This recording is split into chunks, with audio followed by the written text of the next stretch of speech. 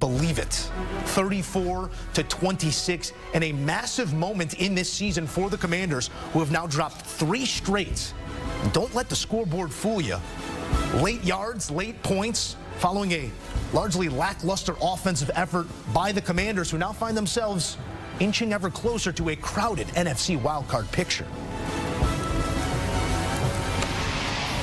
Fellas, this is one of those games that you have a hard time explaining what you saw. It is, however, our jobs.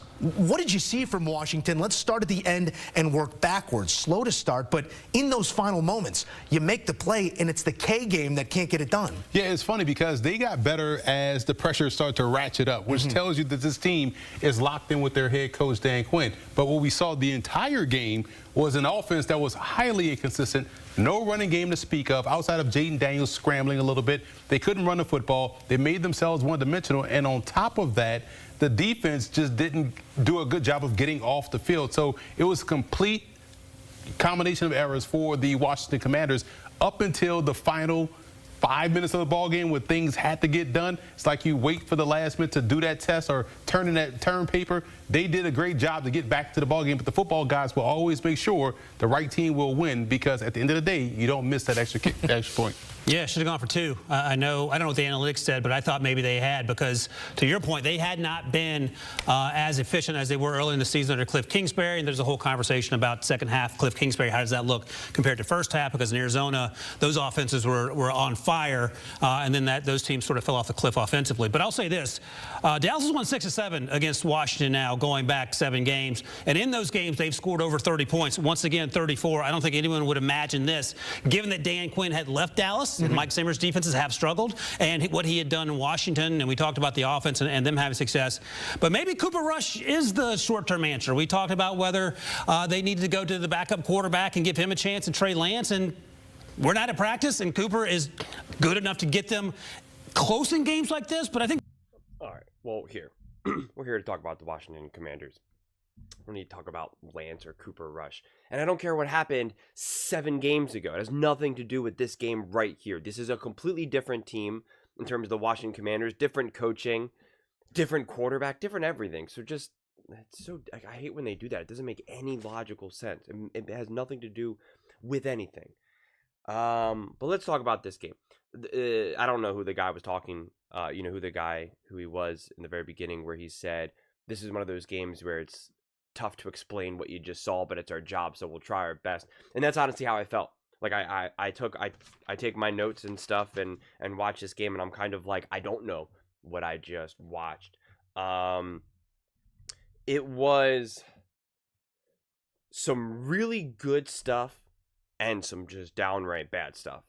I mean, considering what the Dallas Cowboys got offensively out of Cooper Rush, and I mean, they had missed field goals, blocked punts. I mean, like there was a lot happening in terms of them offensively. To have the Commanders to not be able to take advantage of a decent amount of these opportunities, short field.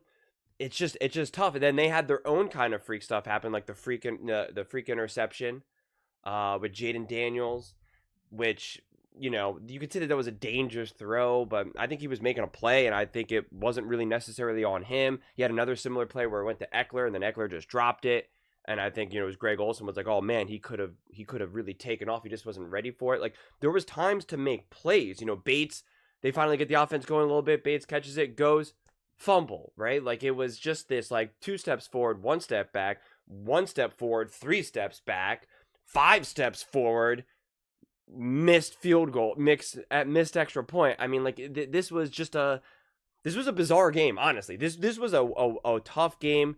You give up the touchdown, because first you score the touchdown, and then you get with Ertz, and then you get the 2-point conversion, so all great stuff, and then you give up a 99-yard touchdown on the kickoff return. And now, and it's just, I mean, like, it's just kind of crazy, because then you're down 10, 2 minutes and 49 seconds, and Jaden Daniels has a huge run to then secure the field goal. I mean, like, there was such great plays, such awful plays, You throw to McLaurin with, what was it, 33 seconds left, down by 7. I mean, like, it was just like, that's what I'm trying to say. Like, even my notes, I'm like, wait, do I even have this order correctly? Because it's so messy. I mean, and then you have this big touchdown, which, quite frankly, it was a beautiful pass and beautiful throw, a beautiful throw, and then a beautiful run, by McLaurin. But, like, realistically, that shouldn't have even unfolded how it did. And then to miss the extra point, it was just a mess. I mean, it really, really was just a mess.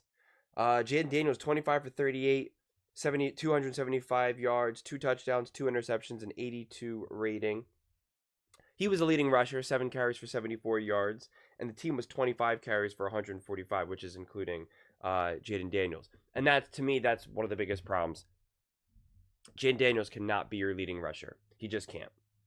Ask Josh Allen how that works. Ask Lamar Jackson how that works. Ask Michael Vick of old how that works. Like, it's just not going to be good enough. It's just not. It's just too much on your quarterback to have that. And it was nice. He was able to make plays when need be. He was. And they had the run game going for them earlier on in the game. And then it turned into a brick wall. They just couldn't get it going.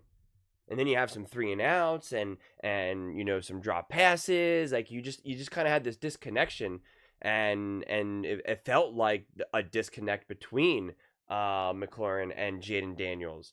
And then outside of, obviously, that big throw and run from him at the end of the game, which, again, that's the thing. Like, near the end of the game, some of the stats, if you look at the box score and you just look at, like, third down conversions, red zone, all that type of stuff, you'll kind of be like, oh, this game doesn't look so bad. But when you actually look at the flow of the game and how the game unfolded, right, it can be definitely a little misleading. It's one of those things where you really do have to watch this whole game and not just kind of look at the box score, even if you just look at the highlights. Because I haven't looked at the highlights, but I assume even if you look at some of the longer 10-minute highlights, it'll look like, oh, this game's got some action. All right, let's go. And it didn't really actually feel that way, right? Like, if you actually really watch this game start to finish, it was like, honestly, it kind of looked like 2 teams that were really kind of disconnected. But the Cowboys defense was really able to step up, make Jaden Daniels feel that pressure. They definitely felt, Jaden definitely felt Micah there. But again, I think he still survived that pretty well, relatively speaking. It's a shame. I wish I was able to look at his stats right up until, like, the final 5 minutes. Jaden Daniels, that is, and just the offense as a whole, the final 5 minutes, to see, like, where the rating left and how that changed. Because then he had 2 interceptions, right? The first one was a freak, and then the second one was just the other Hail Mary, which, hardly count.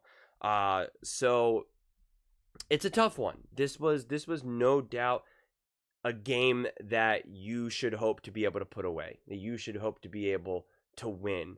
Obviously, losing missing the extra point, both of them, that really obviously hurts you. And that's one of those things where it's just kind of like, you can take away you can watch this game and you can craft a narrative of saying, if you're a Commanders fan, saying, oh, we should have won this game. We had this game won. If only we didn't blank. That could be true. We could go down through a few of these things, right? If only this didn't happen. Oh, if only that didn't happen. Like, sure, you could do that. But you also just have to be honest with the quality of play from the Commanders as a whole. That's what I try to look at it. I always try to look at a game to think, like, who deserved to win that game? Did the team deserve to win or lose? And you just can't come away from that game and say the Commanders made moves. They showed, like, you could say they showed heart. They came back and they made some moves. But it's like, against a really bad Dallas Cowboys team with a backup quarterback. So even if you want to paint the picture, hey, they showed heart, they were going to tie the game up. Yeah, we could say that, but my expectations for who the Commanders are no longer just this, hey, yeah, they're a good team. This is a playoff team. This is a playoff team that should be making moves. This is a playoff team that should be able to put away the Dallas Cowboys. And even if they get off to a slow start, not unlike another NFC East team like the Philadelphia Eagles, by the late third, fourth quarter, whatever, you put it away. Right? You end it. You say, yeah, we got off to a weird slow start. What are you going to do? Happens, football, obviously. But then it just continued. And that's why I'm still wrestling. That's why I don't love to do honestly. I'm still going to do them, but love to do breakdowns like immediately after the game, because I literally just finished watching this game, and it's like I need to like let it sit for a second. I need to bake. I need to like reflect on it longer, quite frankly. Even hear some other outside perspectives, just to kind of like, kind of bounce it around and be like, I'm not sure. Yeah, I agree. I disagree. Whatever it may be. Because this is one of those games where I really I love that he said in the beginning, where it's just like, I'm like, I don't even know what I saw, because it was just this, like, it was just a mess. Honestly, it felt like they just put a bunch of football stuff in like a like a protein shaker, and they just shook it up and was like, here you go. That's what it felt like. I mean, this game was just a bizarre game. Not at all, obviously, how I thought this game was going to unfold. I mean, I think the Commanders were what, like, favored by like 10 or so, 10.5, something within that range, I think.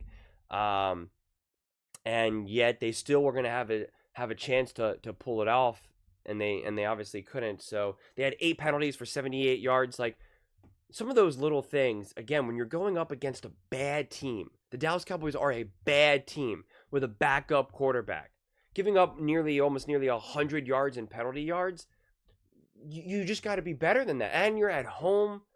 Like, again, it's you got to ask yourself, how am I going to assess this team? Am I going to assess this team through the lens of, hey, you know what, this is a young team, rookie quarterback, new coaching staff, some of these things are going to happen? Because we can say that. We absolutely can say that. And that is fair. But in my mind, they graduated from that. They graduated from rookie quarterback, new coaching staff, right? A lot of new pieces. They graduated from that.